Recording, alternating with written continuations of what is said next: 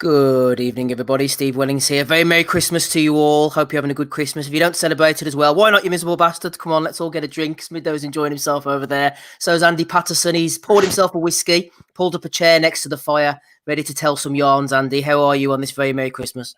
Not bad, mate. I've got a nice Glenlivet 12-year-old here, double oak. I'm seeing guys are drinking Dalmore on Twitter and stuff like that, posting up their festivities.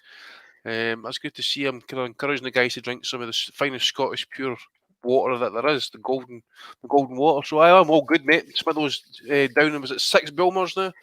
No, I'm on Bulmer's number 5. I've not had a drink of the whole of December until today. It was going to be tomorrow, but I've gone a day early.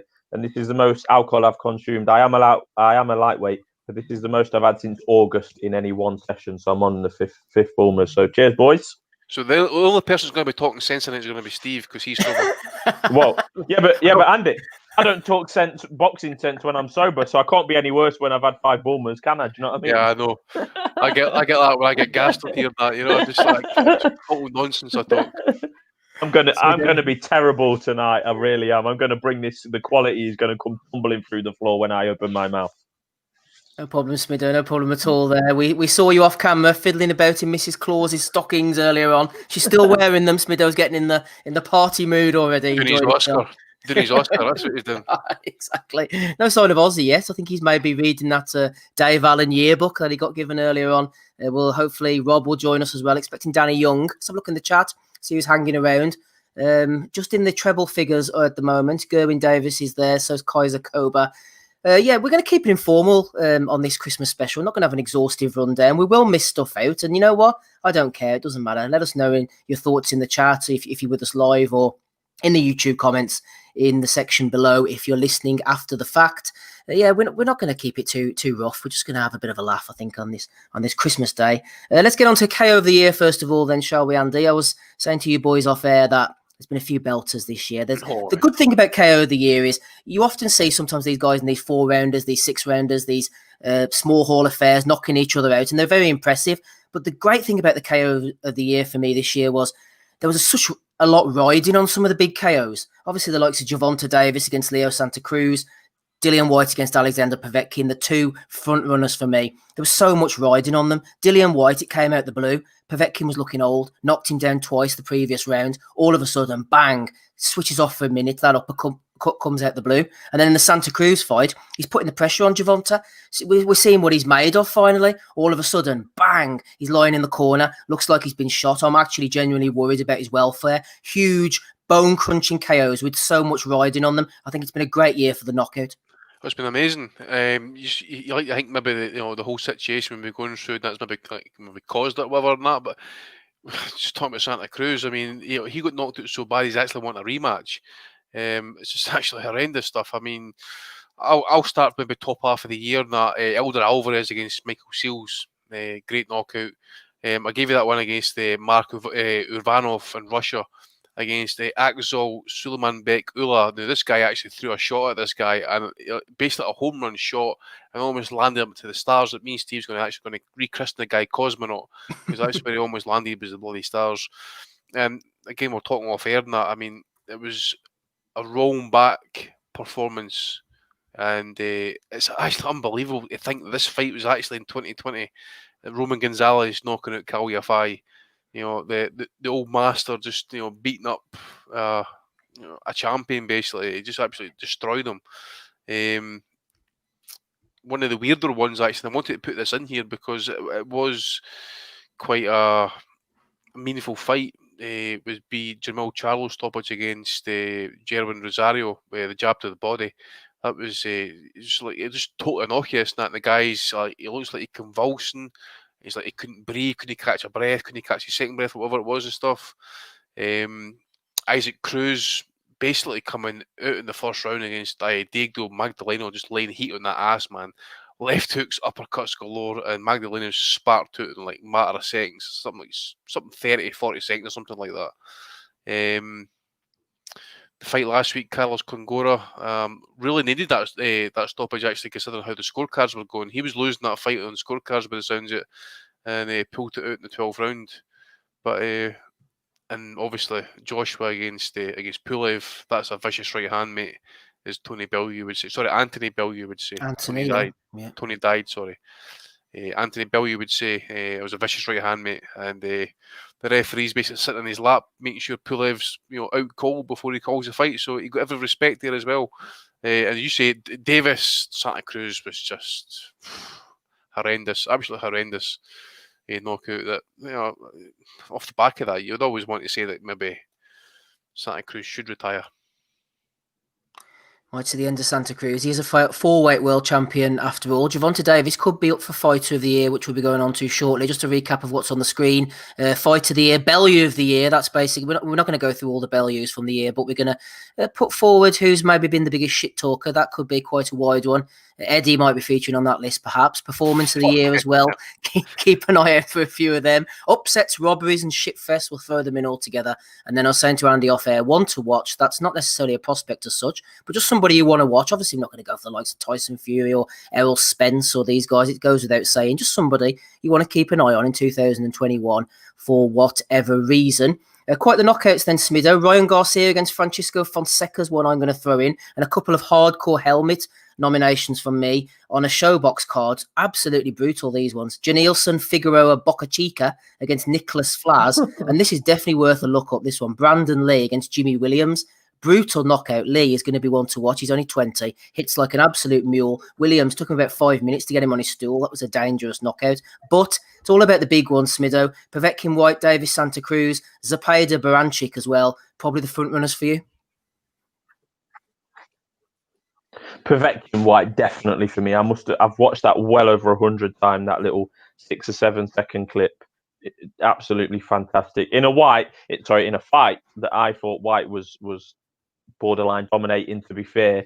I thought Povetkin looked slow and quite old, and White was winning it quite easily. But I was absolutely delighted.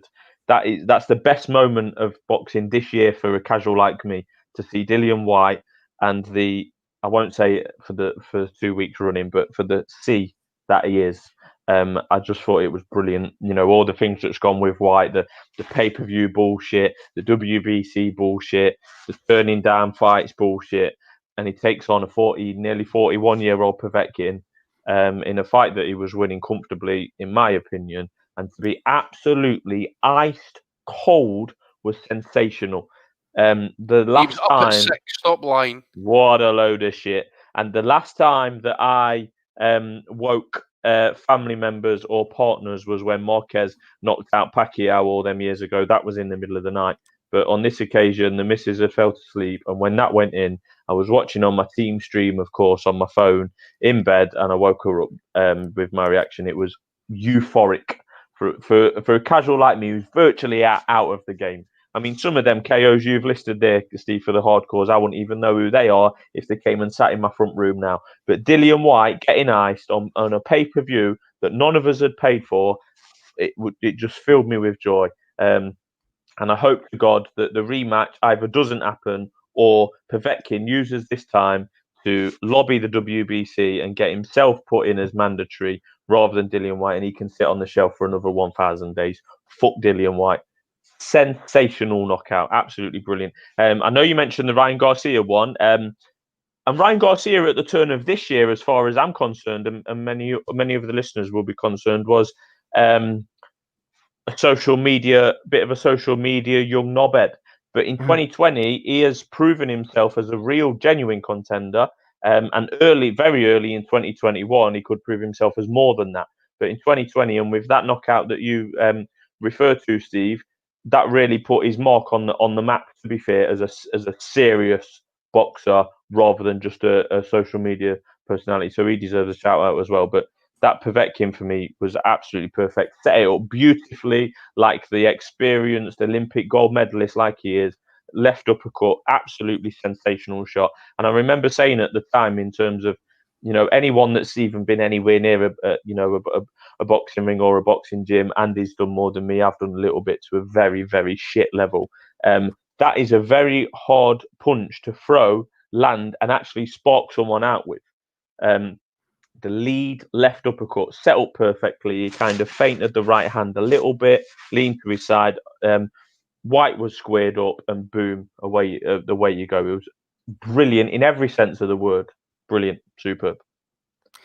Smido enjoying that one. Craig in the chat says Povetkin's KO of the great myth that is Dillian White had me off the sofa. Pavers there as well, enjoying Adam Smith's commentary. The curse of the commentator. Adam Smith was halfway through Povetkin's obituary at the time of the KO.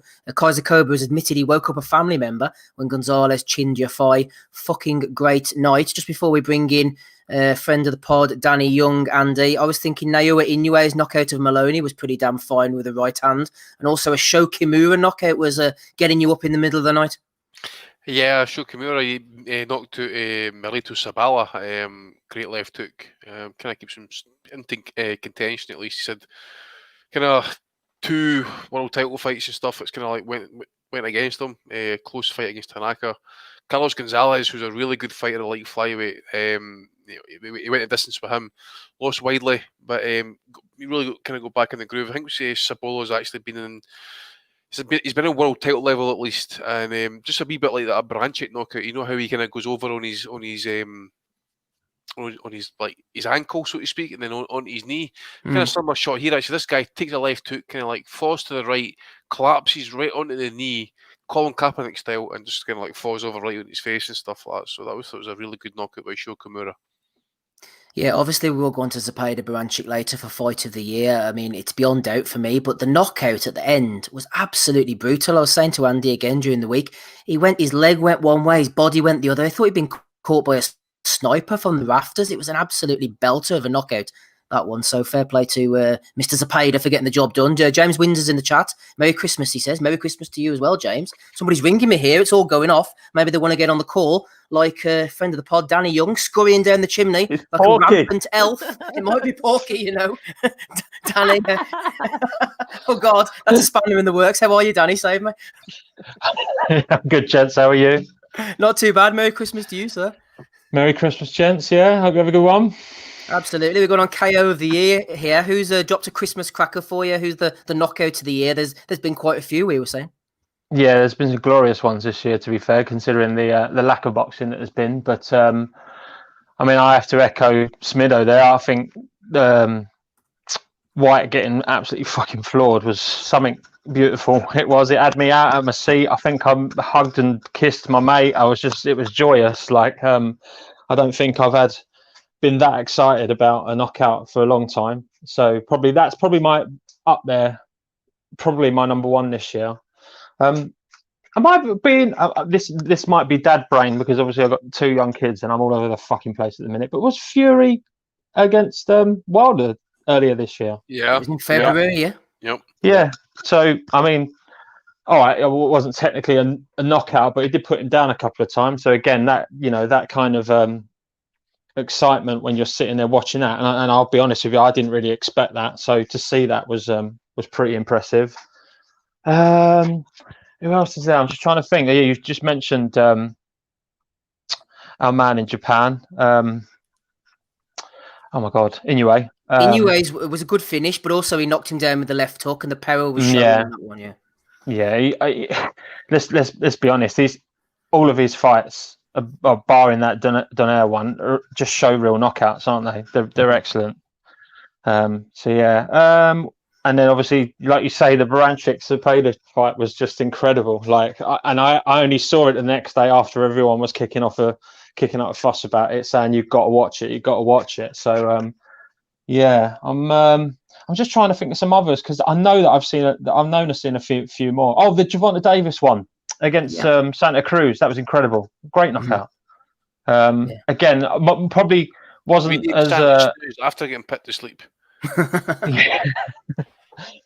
To be honest with you, I'd be surprised if his head's still on his shoulders. It was fucking brutal. But yeah, I think obviously, like I say, because the Dillian White one was kind of at home and it was more relevant, obviously, because it was at home, I think, and obviously we wasn't expecting much from Povetkin. So I think that's probably my knockout of the year so far.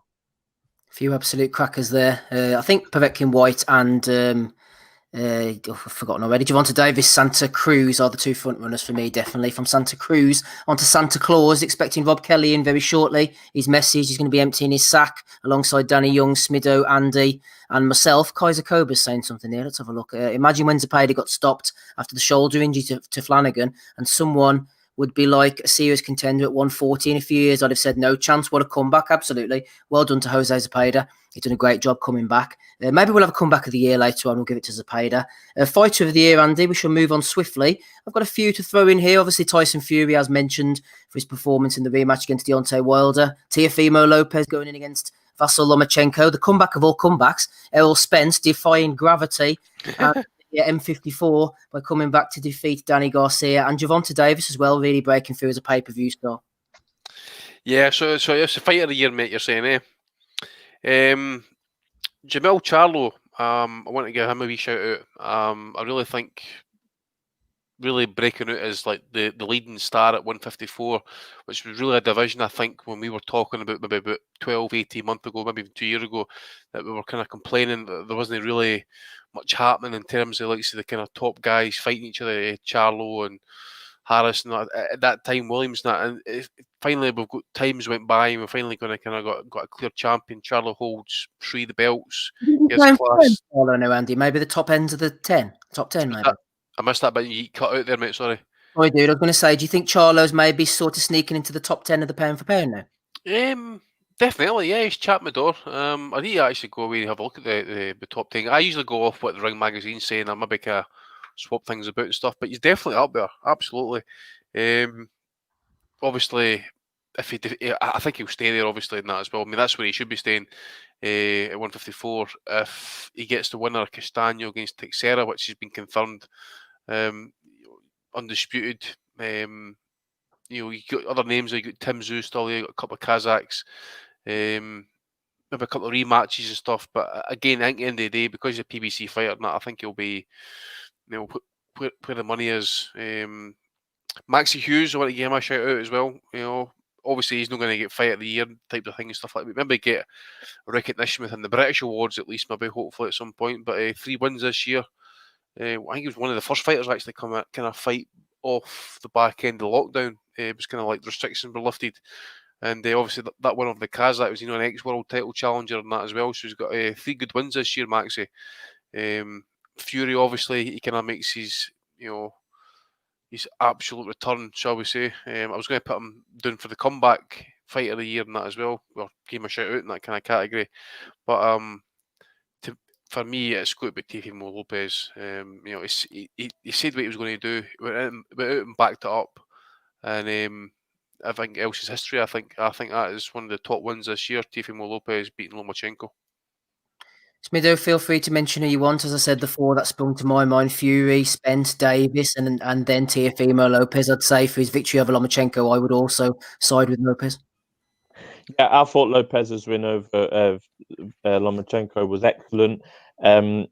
Possibly the performance of the year, if not being the fighter of the year, if that makes sense. It's a strange year because most of the guys we're talking about have only fought once, but I've got to go for Fury personally. I've been a detractor of Fury previously. I've questioned a lot of things that he's done in and out the ring, but I don't want people to be revising history. And I had this debate with an AJ casual the other week after AJ had beat Pulev.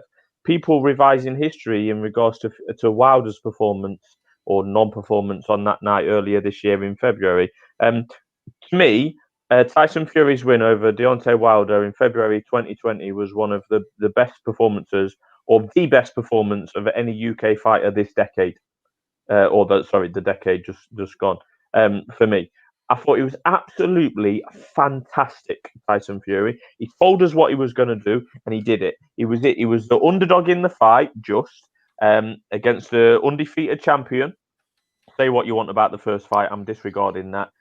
And before that night, Deontay Wilder had never been knocked down or knocked out. He'd been wobbled, obviously, but he'd never been knocked down or knocked out. And he'd scored a knockdown against every man he'd ever faced going into that night. And Tyson Fury absolutely dominated him and knocked him out. And the knockout for Fury going into that fight it was, everyone was thinking it was either Wilder KO or Fury points. Fury told us what he was going to do. He had a new trainer, which people like me questioned, and he went in there and he did exactly what he said he was going to do by knocking Deontay Wilder out. He blown Deontay Wilder's game plan and demeanor and aura around him regarding the puncher. He blown it right out the window. He went straight through him. It was an absolutely brilliant performance from Tyson Fury. I think he's got Ring Magazine Fighter of the Year, and I would wholeheartedly agree with that. And like I say, I've been a detractor of Fury on and off. I know he's an excellent boxer, and I think he would beat AJ. But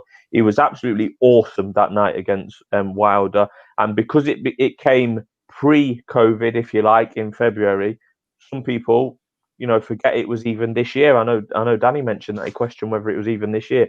That's how funny this year has been. But I thought Fury that night was fantastic and deserves all the plaudits that he gets. To be honest, he was absolutely brilliant that night on away soil.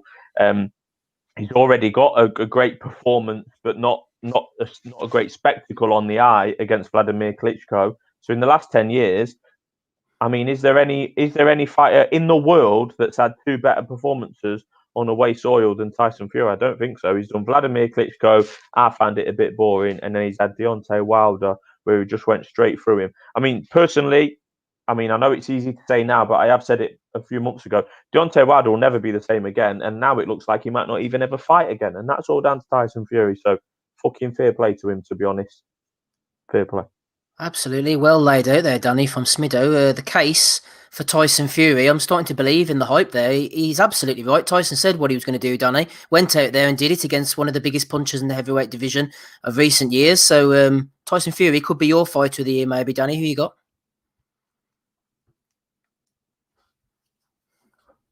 You there with us, Dan?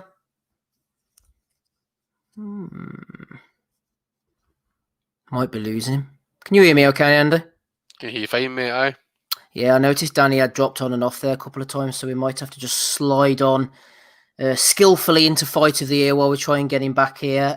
Fury Wilder 2. Why not throw that one in straight away for Fight of the Year? A bit of an upset regarding the outcome, as Smido said. It was either going to be Wilder KO or Fury on points, but it's got to be Jose Tepeda against Ivan Baranchyk for me. Going down for fun, just when you thought one guy was getting into the ascendancy, the other guy came back again, and then a highlight reel, explosive knockout to top it all off again. The commentator was going absolutely bonkers. Didn't go on too long either. It was short, sharp, explosive action, all in 5 rounds. Amazing fight. Oh mate, it was something. It was something out of a Matthew Sad Muhammad fight. It was just absolutely insane. Without the fact is, it was usually Muhammad. It was taking the knockdowns, and then coming back. It was just. I'm glad they've actually got it as well, and I'm actually going to say at some point when we have our comeback fight of the year. Cepeda makes an appearance, but I've got no problem with that one actually. I mean, the ending is absolutely brutal. I mean, even if these guys fight again and stuff, you tend to think that they've left something in themselves in that ring after that fight. It was just incredible, absolutely incredible. Notable mentions as well: Zamir Zayani against Alex Delmagani, which was on Channel 5. Some of the Brit listeners will be able to remember that one, where Delmagani's trying to obviously learning the tricks of the trade in Mexico, throwing some elbows and stuff, and gets stopped late. Roman Gonzalez against Israel Gonzalez was a pretty decent fight. Ty Telford, who fought on the undercard on Tim Zoo there during the week against Dara Foley, who a lot of UK and Irish listeners will have watched and stuff. It was, as I mentioned on the regular show a few days ago and stuff, Foley gave as good as he got, but at the same time, I think he took a fair, compared to the actual punishment, I think Foley took far more actually, and I think that Ty Telford might be worth a wee eye on actually. I think he maybe have something about him, decent dig, so maybe something we can keep an eye on as well. But I want to throw it in there as well. Juan Estrada, Carlos Cuadras, really good fight. Just was 3-4 weeks ago, I think it was. I don't know why I put White Povetkin in this fight of the year. I really don't know, because White was, I would say, maybe at best 3-1 up before the knockout, and then gets stopped. I think it's just, I think I put it in there because the knockout was sensational. I think, but without Jose Cepeda, Ivan Baranchyk, take a bow. Whatever they got paid for that fight, it wasn't enough. Especially Branchik anyway. He never got paid enough for that fight. It was absolutely sensational. It's a shame, really, because Baranchik, as I remember, it was in a really good fight with Josh Taylor, and as you say, Andy, you feel like both have left something in the ring that night. Particularly Baranchik, I think he was in the hospital afterwards. Cepeda's come from a lower weight, and kind of, we weren't expecting that power at this higher weight. But some people like the technical fights. But I don't. This is absolutely perfect for someone like me. Multiple knockdowns, just carnage, just absolute carnage throughout. And I would agree with you. That is easily fight of the year, easily. Hello, gents. Sorry, can I just jump in now? Absolutely. So obviously, myself and Andy was at that Taylor Baranchik fight. Now he put up a really good show that night, and I thought he was tough as old boots in that fight. And probably did as much as he could to try and win it, but obviously fell short. So that must have been the best version of him then, because I really wasn't expecting him to be that bad against Cepeda. He just looked sloppy, hands low and things like that. So yeah, I mean, don't get me wrong, it was a fantastic fight and probably, like you say, fight of the year. But I wasn't expecting him to be that bad, if that makes sense.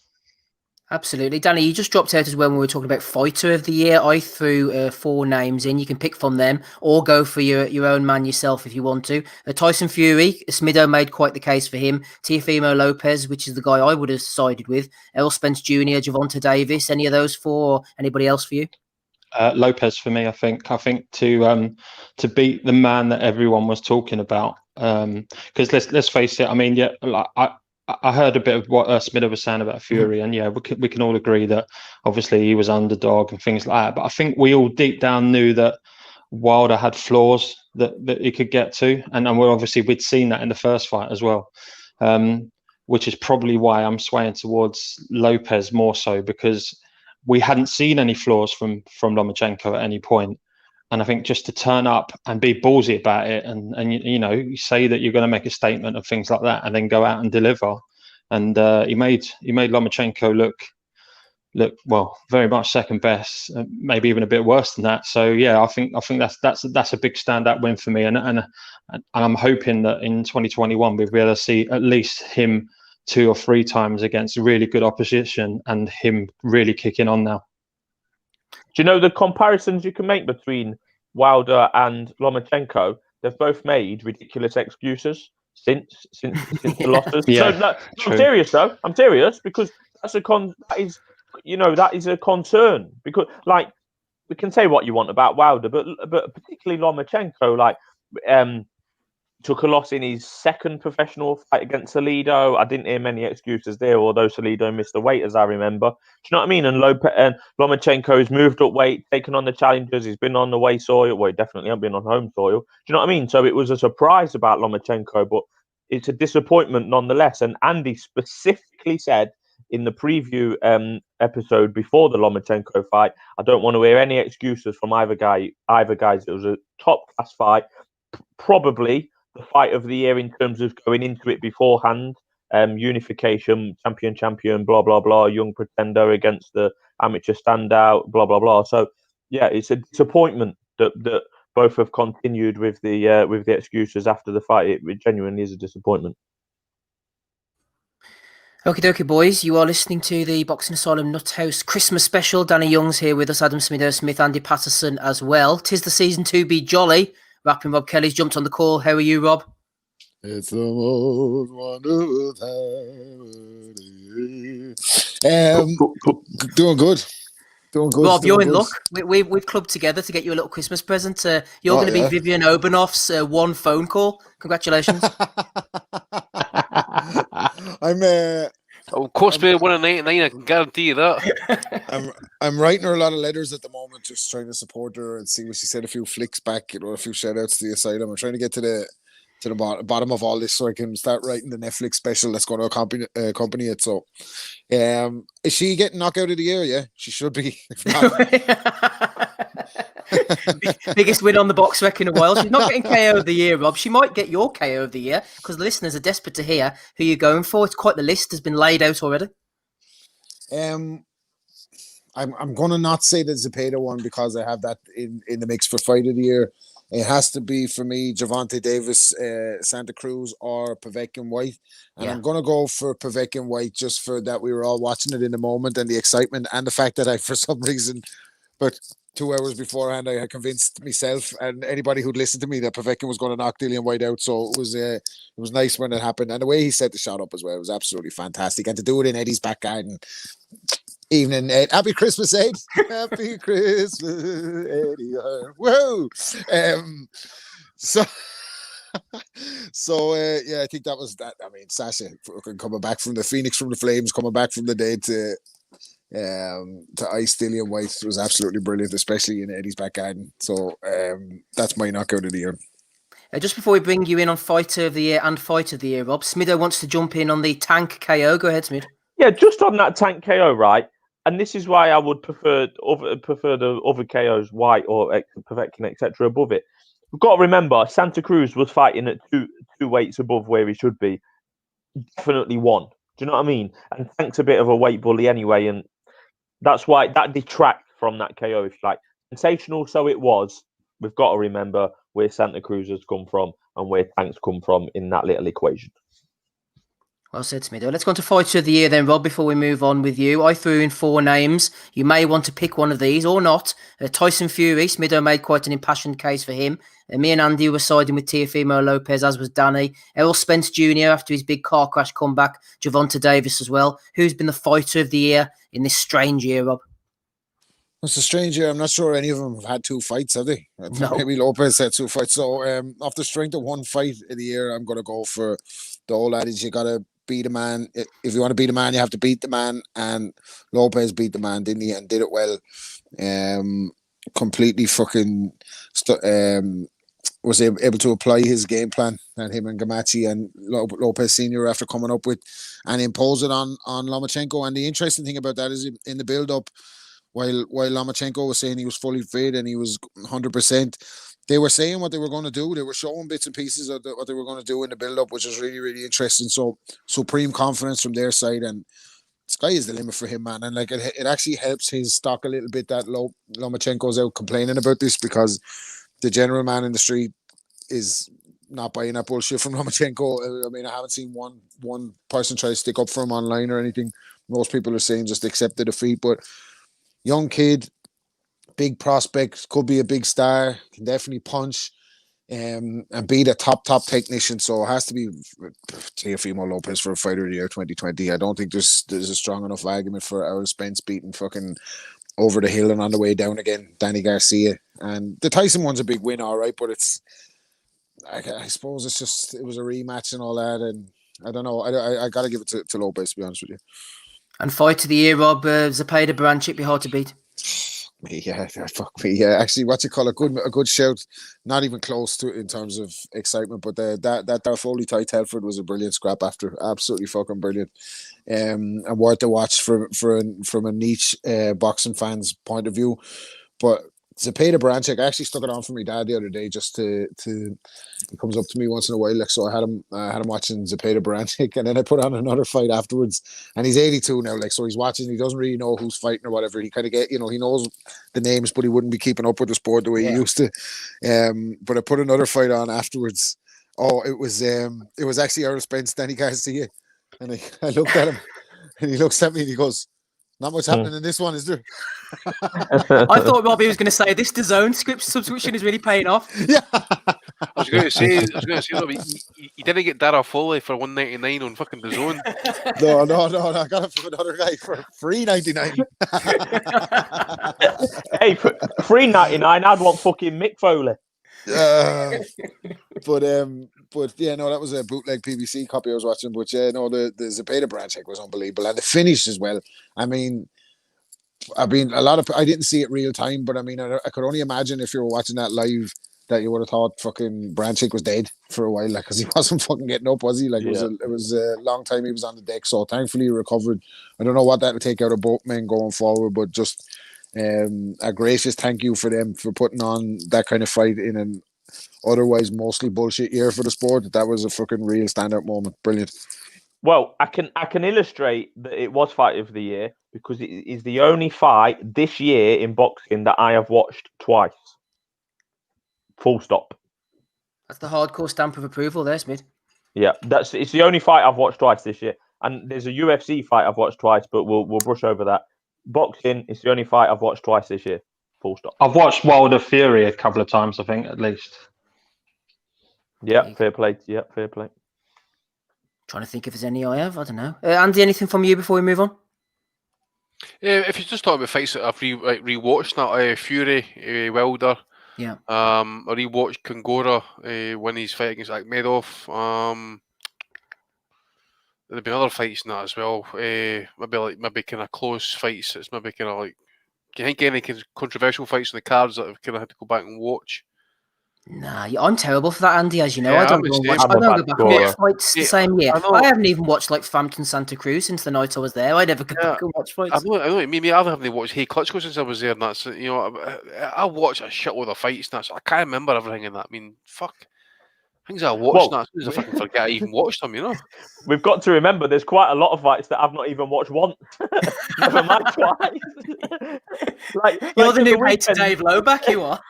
At the weekend, right? I logged on, yeah. You came to me and you said, you gave me the big introduction. Fido, well, Triple G Friday. Well, I've not watched a fucking single second of I'm it. shocked at you. I'm disgusted at you. You actually went to New York and watched Triple G fight live. Well, my recommendation, by the way, because Gonzalez was on the undercard and you didn't even watch it, brilliant. man. Yeah, but Andy, I still now, and I've been on the podcast, and it's 4 days later. I still now could not tell you the name of the opponent on Friday. I don't give a shit. Like Rob Kelly once said, I've got better things to do on a Saturday night than watch that shit. The darts have gone to your head. I've got the darts on now. Actually, look. No, he's promoting his podcast. That's what he's doing. there we Hashtag go. listeners from Smido. Well, one thing I've not done is promote my darts podcast. But if you want me to, Andy, I'm happy to You do just so. did. You just did. You just mentioned it. Actually, Smido, you not watching the fights reminds me of classic Hater Dave moment whenever he came on and he hadn't not only seen the fight, but he projected to imagine how the fight would have gone. Have you seen it? Yeah, but You don't remember that time he actually gave us full kind of like breakdown of this fight, and then like halfway through it, like 2 minutes later, he says, I didn't even watch it. yeah, but Matty, the other day, right? When Matty hosted, he asked me a question and asked me to compare AJ Pulev to fucking Felix Verdejo against, and I was like, I've not even watched Felix Verdejo. I couldn't even tell you what weight Felix. He Verdejo believed in fights you, at. Smido. He believed in you. Yeah, well, you don't believe in me. That is a mistake. If you want to believe in me on boxing, that's a mistake. But if you want to get the darts low down, Smido on Sport on YouTube, I need more than 50 viewers, please. Why you need more than 50 viewers? Why? I need to rival. I want to do more views than Porky's Corner. That's why. What about this guy doing the commentary, Smido Bean? Yes, Bean might feature in our Bellew of the Year coming up very shortly. Before we do so, brief interlude. You can't say that we don't support all boxing on the Asylum. Let's go on to our women's boxing section. Don't get too down, Smido. I've got the mistletoe in the corner. Let's get some lovely ladies underneath the mistletoe here. Here's one for you, Smid. What about Avril Mathy? Is this going to change your mind? No, bit of Avril Mathy? Yes. Is that a ring girl or an actual boxer? Oh, that's an actual boxer there, Smid. Oh, I'm a big fan. Yeah, she's got red on. Hell, Any bird that's got better abs than me is out. I'm sorry. What about this then, Danny Young? What about fans' favourite? No, I Ebony don't Bridges? like her. I don't like her. She pisses me off. She's playing at it right, and she's obviously got all the right people on her side and that, but yeah, she's trying too hard now. Trying far too hard. I'd be too worried about a left hook when I'm on top of her, so I'd be worried. Yeah, I wouldn't be too worried from the footage that I've seen, to be honest. Oh, really? Is she that bad? You duck it, then back scuttle. What about this then, Andy? Bit of Marlon Esparza? Looks like Ryan Garcia with long hair, doesn't it? Yeah, I can't pass on that one. Steve's enjoyed the research for this episode, hasn't he? Do you know what I mean? He's got all these pictures. Yeah, I saved on gave his my hand. laptop. What are you talking about? I think, in fact, it was Andy who came up with this lovely lady. She's getting on a bit now, but she's here still we go. nice. The Bono Tribute Act. Get that face off the screen. I can't stand him. I'll replace it with this then, Rapping Bob Kelly. This is right up your street. Yeah. Knockout of the year contender Vivian Hovenhoff. Fucking hell, man. Who could have fucking seen it play it out like this? We made her a cult hero and then she went and made herself a fucking villain. sometimes it just doesn't work out like this. This is like Edwin Valero all over again for me or something. I Steve. don't know what's. Steve, Yeah. just on that picture, what is the name of the Taylor opponent? Lina Dartu. Oh, I knew you're good at the names. I think she was the Greek girl, wasn't she, that she fought? God knows. Linadarto. Maybe. Never heard of her. Smido, I remember women's boxing back in the Don King era. They don't make them like this anymore. Valerie Mafood. Oh, you are winding me up. Just on that topic, actually, I was actually watching something on Prime Day about the American Samoa football team. They've actually got a transgender playing for them. Oh, right. I'll be going into boxing soon. But she's playing with the men. I bet she is. Steve, I was in a box right for, believe it or not, Flanagan's a payder. Forgive me for my sins. And Nicola Adams was on the undercard. I'm saying that I went back in and had something to eat. I'm not interested. Not interested at all in women's boxing. If it was going on in my back garden, I still wouldn't watch it. Damn an indictment from Smido. Let's keep things. We're all about equality here, Andy. Here's one for you just to round things off. Bit of Sergio. Oh yes, team sex. That's what I'm talking He is about. sexy, him. He is. Sexy. Oh man, listen. See if there's any such thing as reincarnation. I want to come back as Sergio Martinez. By the way, come back as his wheelchair. Mate, listen, I come back as your toilet brush just to get a fucking moment with him. By the way, I have bitches fucking swinging off me if I was Sergio Martinez. There we go, boys. Let's remove the mistletoe then, shall we? Had a bit of a laugh there. Let's go on to Bellew of the Year. Flip me, you could. Where are we going to end? Bellew of the Year. Just get the Bellew, man. Bellew of the Year. Hang on. Smitho mentioned it earlier. I think this could be one guy who could be jumping in for Bellew of the Year. Bean! Would have been, could have been, should have been, never been. Baked bean, creepy bean, beanie, Rumpelstiltskin. We're on to you. Smido, Bean, is he getting your vote for Bellew of the Year? Oh God, actually, we could be here for an hour talking about Bellew of the Year. Yeah, there's been some belters, but Bellew of himself for continued high level performance in Bellew of the Week. Like the man cannot help himself. He honestly can't help himself. It's every week, whether it's Povetkin and White, whether it's Canelo on the drugs, whether it's Joshua. He started talking about Matchroom as we and us, but it's just non-stop. Tony Belton. It's the most aptly named award ever. Bellew of the Week. It's superbly named. Thank you, and I am the creator. I'm going to get that shit copyrighted, Steve. I need to earn some money running about here. The Anthony Bellew of the Week, as it's known now. Yeah, Anthony. I don't want to hear Tony. Tony died, remember? It's Anthony. Yeah, it's going to be hard, Rob, to veer off course with the main man. You got Tony, you got Bean. What about Evening Eddie? He's put in a solid performance, a solid shift this year, old Eddie. Yeah. Eddie White as well, though, Rob, saying that he was up at the count of 8. 6 even. I don't know. I don't know what the fucking. I don't know if quantum physics is the boy's strong point. It's not mine either, but it might have got hit so hard it went back into a fucking time warp or something. Hey. Bellew, man. Bellew, like, fuck me, if he's not in the SAS show or if he's not on fucking Catchphrase or if he's not wanting to be left alone, he's out getting caught. Like, he's always like, he never fucking thinks before he opens his mouth. He gives his opinion, then he gets destroyed online, and then someone digs up a fucking contrary opinion that he had about somebody else who just didn't happen to be in the match room, or they dig up the fucking weight loss pictures that he first posted 3 fucking months ago and then still tries to say years ago. Oh, man, but Andy, you know, Bellew and Andy are mates on Twitter now. Bellew and Andy get on nice. Do you know what I mean? No, we didn't really. I mean, to be honest, I refused to follow him because I remember him digging out some personal stuff, like who follows him and that. And he's like, "You follow me, mate. So why are you even commenting?" I said, "I ain't going to give you the pleasure of my fucking you following me, mate. You don't deserve the likes of me following you, by the way." I'm golden compared to him. Yeah, it's hard not to go for Bellew. He probably would, well, to be honest. I mean, listen, you can actually get the Bellew plus Liverpool because the whole fucking city after that. Yeah, Terry Matthews, David Price, Terry Matthews. I'll leave it Paul McAllister. I know Paul McAllister isn't it? I know he listens. I think he still listens at least anyway. He used to ring in, didn't he, Paul? Oh, what? Did you know? Remember somebody actually? You know, someone's actually kind of asking him, "Goodness, are you that Paul McAllister on that fucking podcast?" It was a lie. I think it was a post-fight live pod or something like that for Joshua or something. I can't mind. Let me. Should have said, "Nah, next big pod." Aye, well, aye, that's what you should have said. Kaiser Cobra's in the chat. He's thrown in a couple of Bellews that have tickled his fancy this year. Isaac Lowe's rape hands ready had me in a bad way. Was up at 6 like Tony Bellew. James Windsor says Bellew of the year was that female boxer who got done for PEDs, then blamed her husband's cum. Yeah, that's right. And Eddie in the NHS, the great NHS deceit as well from Eddie.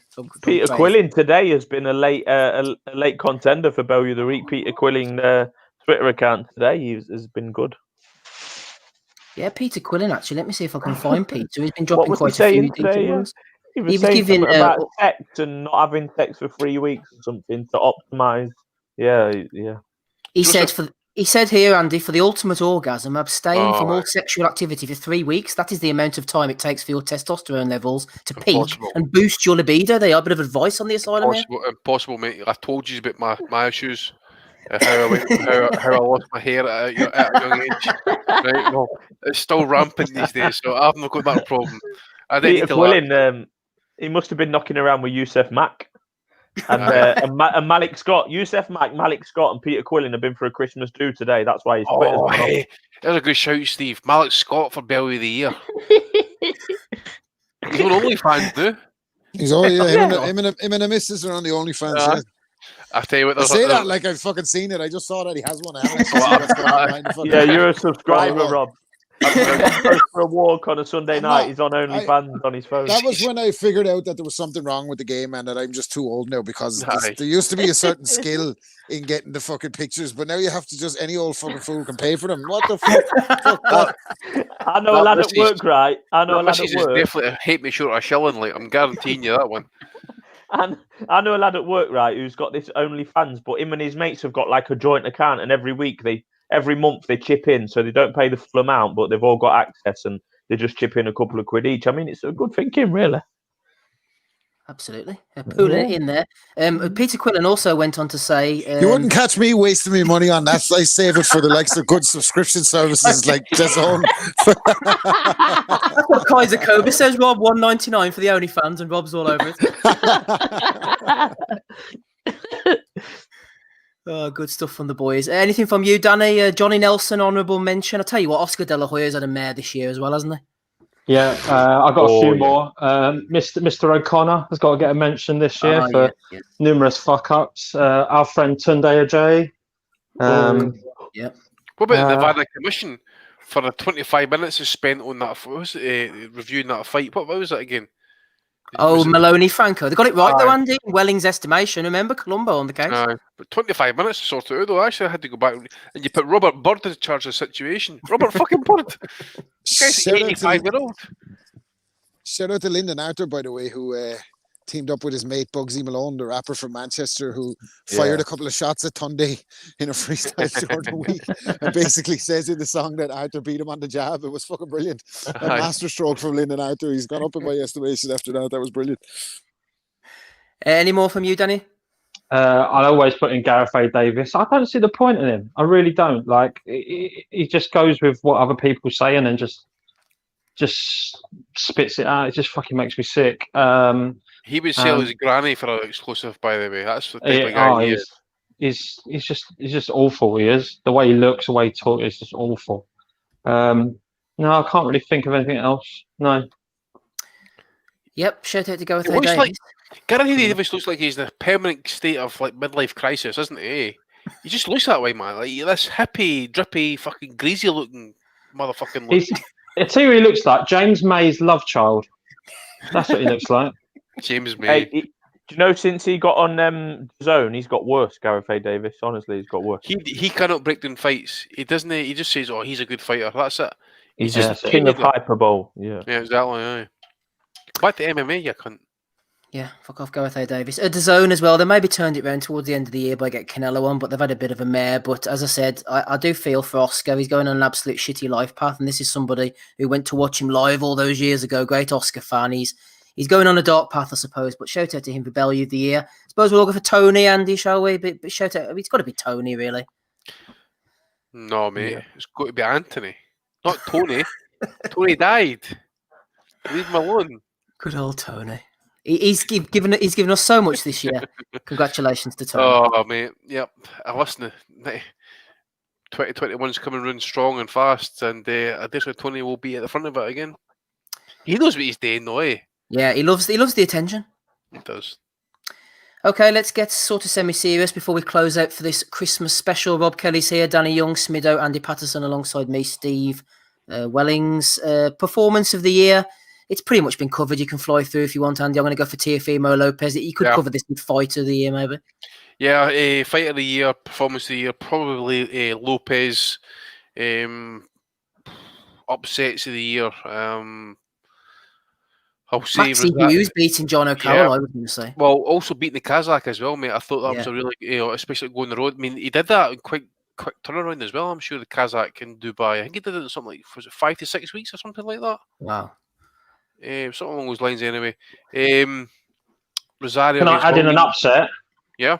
Yep. Upset of the year. I know we don't like women's boxing, but when Aussie called Rachel Ball to beat our friend, Shannon Courtney. Shannon Courtney. Yeah, that was an upset on Sky's behalf, anyway. So yeah. A few folk made money that night, actually. Well said, Other upsets, as I said, Rosario against Williams, because he was unified champ. Rosario kind of gets the belts. Povetkin White, obviously. Wang Heng, Methiothan getting his first defeat, no longer TBE. Kalish Kongora beating Ali Akhmedov, and actually, for me, Teo Lopez against Loma. So fighter and upset of the year. Yeah. Performance, Smido, you made a good case for Tyson Fury. Are you sticking with that one? Yeah. I think I would stick with that one. I put in the notes somewhere earlier, but I've just lost it. I tell you what, away from Fury, and there's going to be a recency bias about this, but I would possibly go for Canelo. You know, I know he was favourite. I know he's expected to win on home soil, but he took the toughest fight available to him again, which he's done a fair few times in his career post Floyd. He's absolutely dominated what was consensus the best 168 pounder in the world. We can say what we want about Callum Smith's resume and pick holes in his performance and Joe Gallagher, etc. But you know, even us guys considered Callum Smith the best 168 in the world. Ring Magazine, etc., etc. Canelo's taken him on and absolutely dominated him. Like I say, it's probably a recency bias, but I think we need to give Canelo props, to be fair. Well said, Smido. Good shout on the upset, Danny. Rachel Balling and Shannon Courtney. I'd forgotten about that one. What about the performance? Would you pick Lopez against Lomachenko or anybody else? Yeah, it's got to be Lopez against Lomachenko for me. I mean, like I said, I'd already discussed it earlier, and I think that was just that was his kind of breaking out thing, beating the man, you know, that was top of the division. So yeah, Lopez for me. Wrapping up, Kelly, performance of the year, and maybe an upset if you want to throw in either or both. Yeah, it's kind of because the 2020's been relatively shit. Like the standout performances are kind of crossing over with each other. But again, it'd be hard to look past Lopez for performance of the year. Upset of the year. I mean, on the bookies, Povetkin was a underdog, wasn't he? So that's a big upset as well. Even though it wasn't upset for me. Can't really think any big upsets. Who's in the mix for upset of the year? I went for Maxi Hughes and John O'Carroll. There hasn't been any major ones, I don't think. No real shocks. Like, unless we're seriously forgetting about. Kaiser Koba says TJ Dehaney losing against Baluta was a huge upset. Craig was throwing in about Johnny Nelson's comment for Tennyson with KO Davis. Yeah, that's a good one. Kaiser Koba going on about Fat Terry as well. What a prick. Danny Young going on about Taylor's KO, the lovely little body shot there on Kong Sang, I think it was you called that fella. Right, a few more to go then. Andy, a couple of things from you. You were mentioning about a possible comeback of the year. Throw that in if you wish. Also, for KO of the year, you put in that Seniesa Estrada against Adkins, the girl who just stood there and got knocked out after 7 seconds. The brutal KO record. That was sad to watch, I thought. That was brutal. I had everybody up in arms actually saying, "Does this lassie actually even fought before?" What was her backstory? Because she looked like she would have taken in the crowd on the way in to fucking have a fight. Like, she literally didn't know what the fuck she was doing, did she? Like, she looked terrified before the bell rang and then got obliterated. And I don't know, that was fucking shocking. That was. You can guaranteed after that fight, at least a good 5 minutes, she hadn't a clue what to do afterwards because it was pretty emphatic. It was 2 shots. I think even the first shot she was actually wiped out, and the second shot, just basically just really put her lights out. Really, come back here. I have got a couple nothing major really, but shout out to Robert Hellenius. Loses to like say Gerald Washington in 8 rounds. I think he got stopped actually. 2019 gets a tune-up in Estonia and then comes back and beats Adam Kowarnaki. Basically, he was coming as an opponent basically in the WBA eliminator and picks up that gold title. So he's basically waiting for an opportunity. Fury beating Wilder, it kind of then completes his comeback, because obviously he should have won the first fight. Beats him in the rematch convincingly without question and stuff. So after like the 3 years out or whatever it was and stuff like that, they kind of finally then come full circle. Zepeda, if you think about him against Terry Flanagan with the shoulder popping out, having to fight his way back, and that could have easily been him on the other end as Branchik, for example. So he went through hell and to try and get his opportunity. Now he's on the cusp of world title fights and stuff like that as well. So he might get Catro maybe for the vacant belt if Taylor maybe kind of goes up. But I've got to go with Errol Spence purely because I know we took the piss and stuff like that, but to survive that car crash and then to get in with a top 5 welterweight in this in this era, comeback fight. What was it? 9-10 months later, whatever it was. It was about just over a year later, wasn't it? Just over a year. It takes him down. So I got to tip my hat to him actually because could have easily went totally the wrong way. Could have been killed. Could have been beyond injured. But somehow, grace of God, he's got through it. And he's come back. Yeah, could have easily took some tune-ups, but no, he's come back, defended his belts, made the weight as well. So that shows professionalism, a wee bit of dedication in that as well. And I think it's been a coming Jesus moment for him actually to kind of say, yeah, this is my time now. I need to kind of sort myself out. So hopefully, kind of keeps in the kind of straight and narrow, and we get that Crawford fight next year. Flying through them, boys, before we finish off then. Smido, starting with you. If you can think of any robberies or shitfest, throw them in now. I'm going to say robbery. Gaballo beating Rodriguez actually a couple of weeks ago, or last weekend, in fact, was a bad one. Natasha Jonas getting the raw end of the deal, possibly, against Natasha Harper. A couple of shitfests as well. The Martin Murray... Who's Natasha Harper? Oh, sorry. Did I say Natasha Harper? Bellew of the week for me.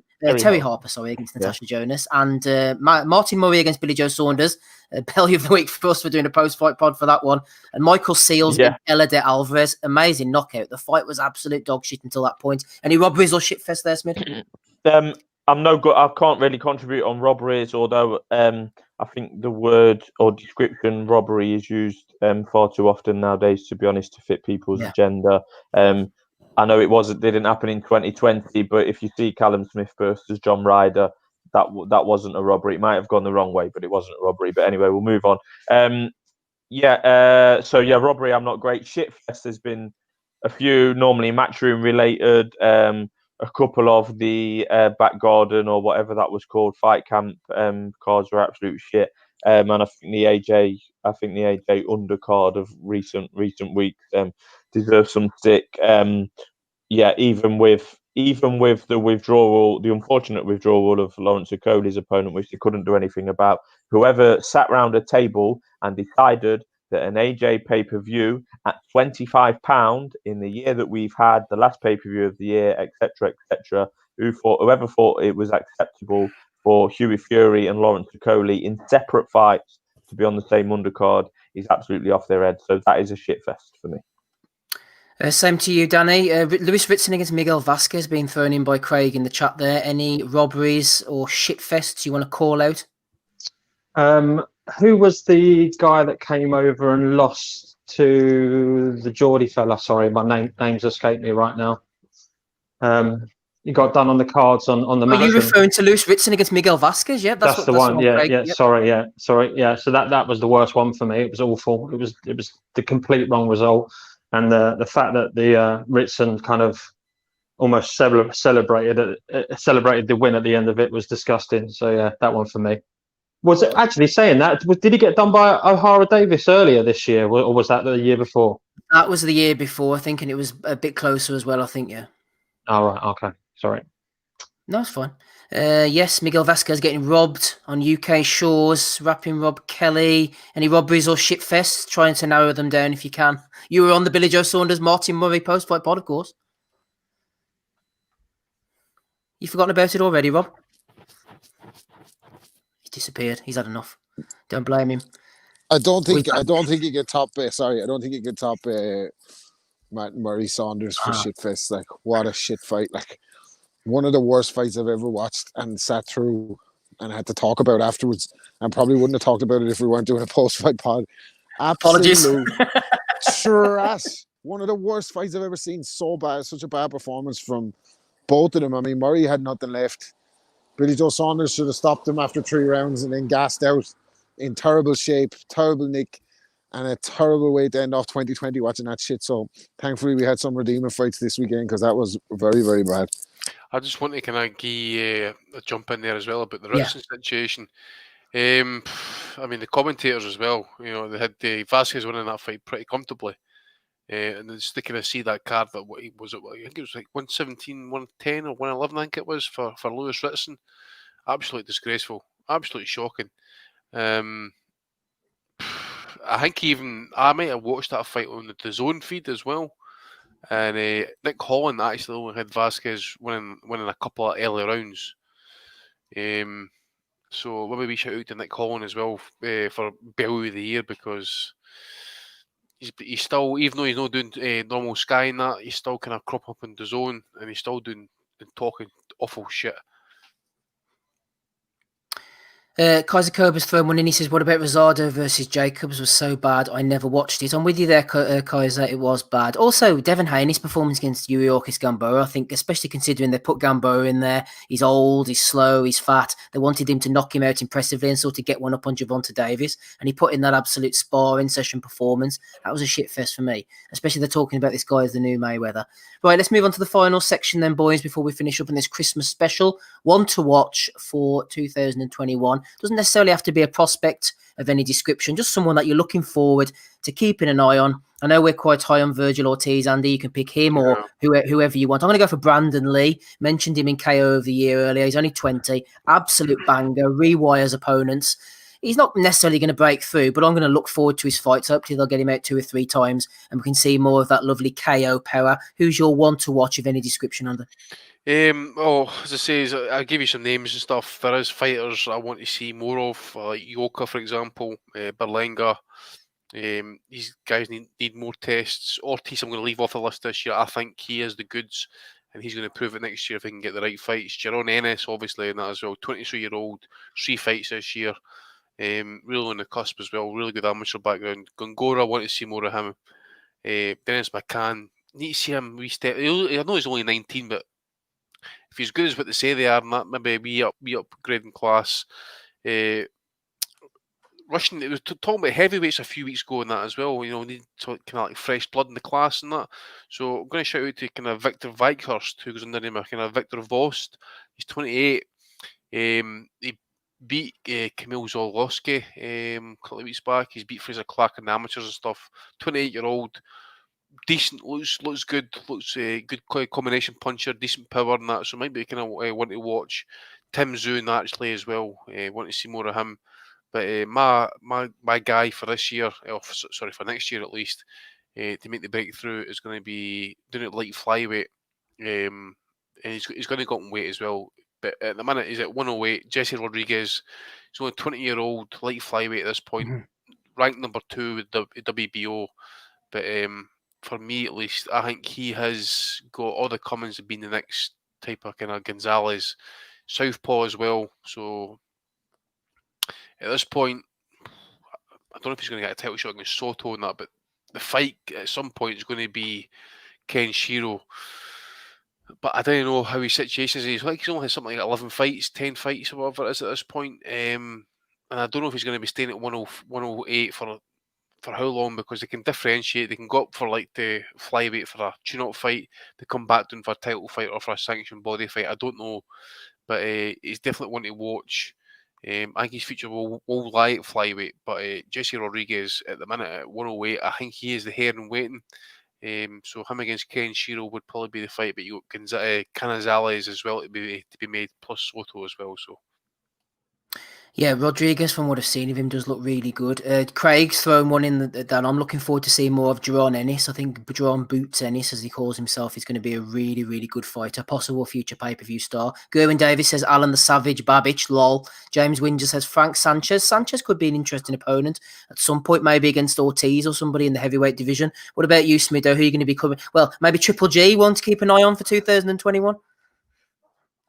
Well, I mean, hardcores like me keep an eye on Triple G every year, but no, I'm going to go for Conor Benn. Again, a bit of a recency bias to it, but I think he put in a good performance in a good matchmaking for his last opponent, who made him look good, as it were. But I think it was more his attitude before and after the fight, really, that got even people like the contributors to this podcast taking note of him in terms of. He was quite straightforward in his post fight interview. Called out that Josh Kelly fella. So, I've got that. Is that right? Is that his name? Josh Kelly? Yeah. Yep, Josh Kelly. Yep. Yeah. I get my Joshes mixed up, Kelly and Taylor. But yeah, so yeah, I think Conor Benn won a few fans in the ring. He's obviously made improvements. Possibly isn't going to win a world title, but as I said at the time, not every fighter can win a world title. But he was quite forthright in his interview afterwards. I think he's going to be an entertaining fight, and he's one of few matchroom fighters that I would be on board with personally. Like I say, he might not be a world beater, but he's going to take the challenges. He's in it for the right reasons, from a personal point of view. So yeah, good luck to him, and I do look forward to seeing his fights, win, lose or draw. I think he'll be in some entertaining scraps, and hopefully he can get in with Josh Kelly if, and it is a massive if, Kelly gets past Avanesian in early January. Well said, Smido. Looking forward to seeing Conor Benn progress. He did impress me after that win over Formella. Danny, anyone that you're going to be keeping an eye on? 1, 2, 3 or more? Yeah, so the big one for me, well, there's two of them certainly, but the McKenna brothers, more so Stephen McKenna because of what I've seen of him recently. I think he's just fun to watch, plants his feet, big heavy shots. Obviously, he's coming boxing out the wild card gym, so he's got Freddie Roach giving him some guidance and stuff like that.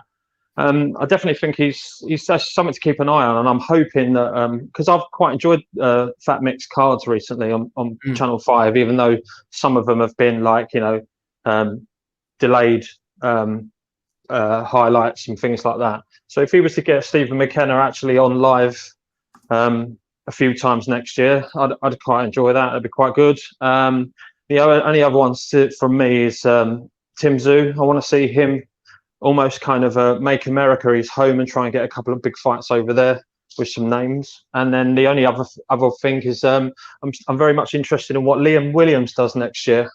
If he gets that, because he's chasing the Boo Boo fight, isn't he? And I can see him, Liam Williams, ending Boo Boo. If I'm honest with you, that's my personal opinion. I think Liam Williams is a tough fucker, and he comes forward and he throws some really heavy shots. And I don't think Mr. Andrade is ready for that kind of fighter. So I'm hoping, Liam Williams gets that fight sometime next year, and we can rip that title from him.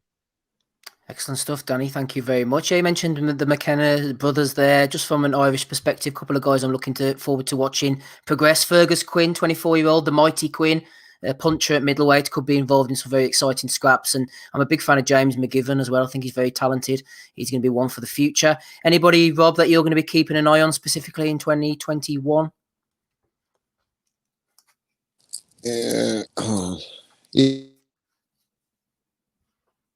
Bollocks. Go on, Rob. I can hear you now. I can hear me. Sorry, the mute button's acting up. Yeah, I like the kid Donovan that Andy Lee has. I like the look of him so far. I think it's going to be a big breakout year for Ryan Garcia. Love him or hate him, I think he's a good fighter. I'd like to see what he looks like in his Campbell fight. If he beats Campbell emphatically, then he's arrived, and they got to get closer to that unification showdown in the lightweight division.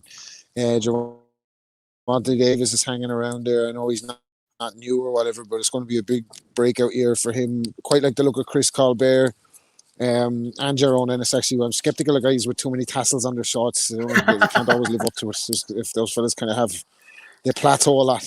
it's just a trend. You have to watch it. So, don't know where they're going to go, but I'm definitely interested to see where Ryan Garcia goes. And of course, little known guy by the name of Logan Paul, who's coming out. I don't know if you've heard of them guys. Logan Paul, 2-0, big time boxer. Him and his brother Jake Paul going to take over the sport of boxing in 2021. Smart investments, Rob. Smart investments.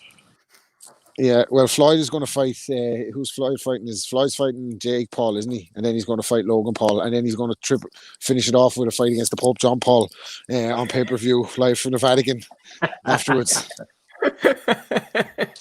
On the zone. Good stuff. Lovely job. Right, as we finish up then, boys, I'm going to give everybody a chance to say their goodbyes and anything they want to add in. Starting with you, Adam Smido-Smith. Great year for you. Put in a solid shift. We've enjoyed having you on, and a lot of love from the listeners as well. Not specifically for you, for everybody on the pod, Smid. We've enjoyed having you. Long may it continue. I don't really know how to react to that, Steve. I mean, you caveated it well there by saying not particularly for you, but for everyone, because there's no fucking love for me.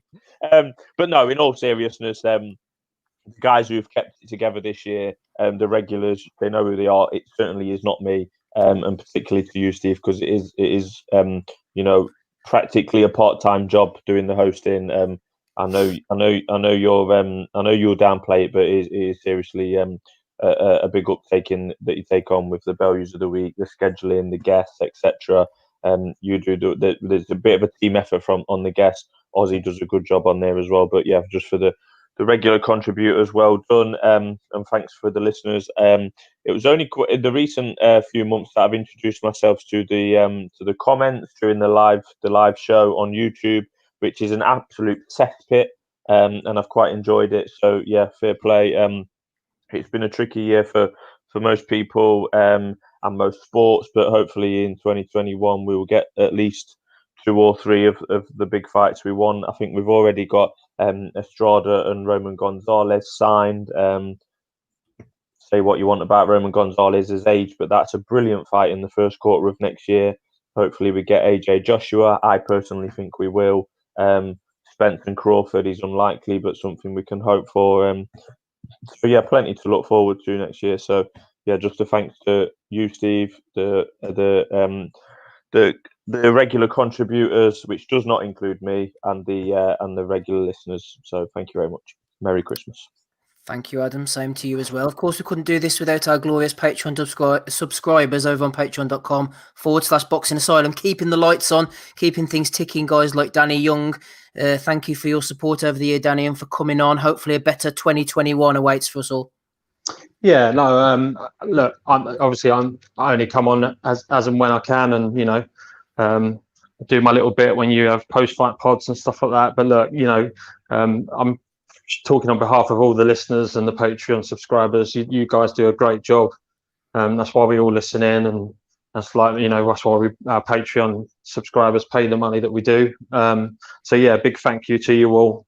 Hopefully you all have a good Christmas, and then hopefully in the new year at some point we can get some fans back to boxing, because I've probably missed out on at least 2 fights where I've had tickets this year, and sadly not been able to go. So I hope something turns the corner soon and we can get back out, have a few beers and meet up and watch some good fights in the future. Well said, Danny. Thank you for coming on. You are always welcome. As with our stalwarts, the rocks of the pod, starting with rapping Rob Kelly. Good to have you on, Rob. Looking forward to some big fights for next year. Maybe a Martin Murray, Billy Joe Saunders 2 post-fight pod coming soon. This time it's personal. Maybe we can get, what's his name, back on again. Who's the guy that came on in one of the post-fight pods? Oh, Rap Star UK or something. Yeah. The Rap Star back for that. Whatever happened to Pigeon? Pigeon. No, on a serious note, look, we stuck with it throughout the lockdown, and I know we got tons of messages from people saying that we helped them and that during the lockdown. Like, yous helped us too, like, you know what I mean? Because if you weren't listening, I don't know, like, we're just a bunch of lads talking shit about boxing. We don't have any agendas. We don't have any mates in the sport or whatever. That's why the content is the way it is. But definitely we couldn't do it without all the absolute fucking headbangers in the chat, and the Patreon subscribers, and the ones who just log on to fucking give us a bit of grief. yous help us as well. So yeah, it was really good to do the pod, and like I said, that helped us. I mean, we were killing time as well. We couldn't go anywhere. We were doing punches from the past. We were enjoying ourselves, reliving old fights and stuff. So yeah, it's definitely mutual in that. And happy Christmas to all the listeners. You miserable bastards who wouldn't even fucking spend $1.99 like I do on this own in the fucking super chat. Fuck me. And happy New Year's. Support the pod, says Rapping Rob Kelly. Shout out to everyone on Craggy Island. Might be flying in the super chats shortly. Andy Patterson, thanks for being with us as always. Couldn't do it without Andy Patterson there, delving into the archives, keeping us running every Sunday evening. Is the whiskey finished first of all? Is the fire still crackling away there, Andy? Plenty of whiskey left, mate. If you see my cupboard, there's plenty of whiskey. Always will be. Yeah, I just got to force said what the boys have said. I can't really add much more actually. Done our bit. Thanks to Steve, everybody else, listeners. Happy Christmas, Happy New Year. If you didn't believe in Christmas, and happy holidays. And fuck the politicians. That's all we can say. Hopefully we can get back. I mean, look, I like everybody else, I need to get out, and it's getting fucking hard going sometimes actually. But hopefully next year we can get out to fights, some events. Yeah, fuck the lockdown. And I tell you what, I was ready I to can see it overthrow right the now. government today. Oh in God! Ireland, until I found out you can still don't tell me- exercise in groups of 15 outdoors. I Oh, said, I'm all right. We have Astro again for another few weeks. We'll hold the revolution for the moment. don't tell me you were back down at the Four Courts trying to fucking commit fucking treason again. I tell you, it was that bad. If I could have done a deal with the loyalists today to get us out of lockdown, I would have done it.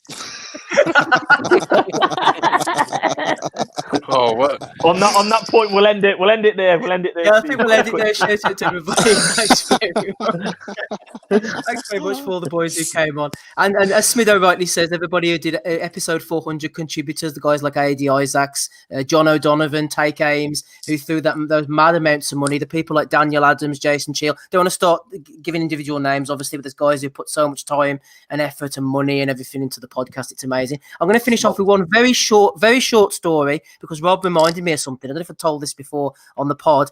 The hardcores will remember this. When Rob mentioned about that girl, I think it was Estrada, winning a ticket in the crowd and coming out to the crowd for a fight. That has actually happened before in the past, actually. Long-time listeners might remember, way back in 1993, Tommy Morrison was due to defend his WBO heavyweight title against a guy called Mike Williams, who was a Golden Gloves champion, had knocked down Mike Tyson in sparring, decent contender. Mike Williams refused to come out of the dressing room on fight night. So Bob Arum, ESPN, going round trying to find an opponent. Turns out 34-10 journeyman Tim Tomaszek was in the crowd, eating hot dogs and drinking pop.